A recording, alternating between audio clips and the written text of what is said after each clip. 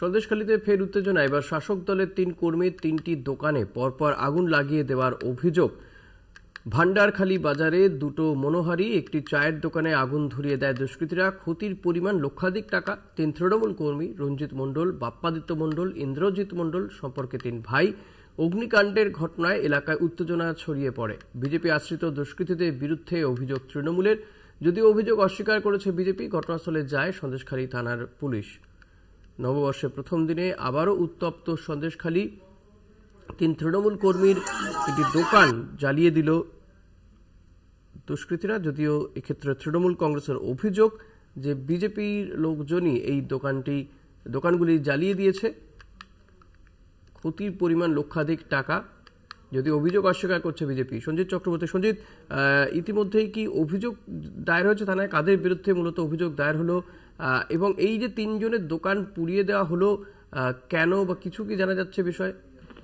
দেখো, সন্দেশখালীতে উত্তেজনা সাত সকালে, বিশেষ করে ভান্ডারখালী বাজারে 2 তৃণমূল কর্মী পাশাপাশি এক বিজেপি কর্মীর দোকানে আজকে সাত সকালে আগুন দেখতে পায় এবং যে ইতিমধ্যে অভিযোগ দায়ের করা হয়েছে। যে অভিযোগ, বিশেষ করে ওখানকার যারা সক্রিয় তৃণমূল কর্মী, যাদের অভিযোগ, যারা দোকান করে তাদের দোকান থেকে সব যেমন পুড়ে ছাই হয়ে গেছে, লক্ষাধিক টাকা ক্ষতিগ্রস্ত হয়েছে, তারা সর্বশান্ত হয়ে যে অভিযোগটা করেছে, এটা বিজেপি আশ্রিত দুষ্কৃতীরা এই ঘটনা ঘটিয়েছে এবং পরিকল্পনা করে আগুন লাগিয়ে দিয়েছে। পাল্টা আবার বিজেপির অভিযোগ যে এটা কি কারণে আগুন লাগাও, পুলিশ তদন্ত করে দেখুক।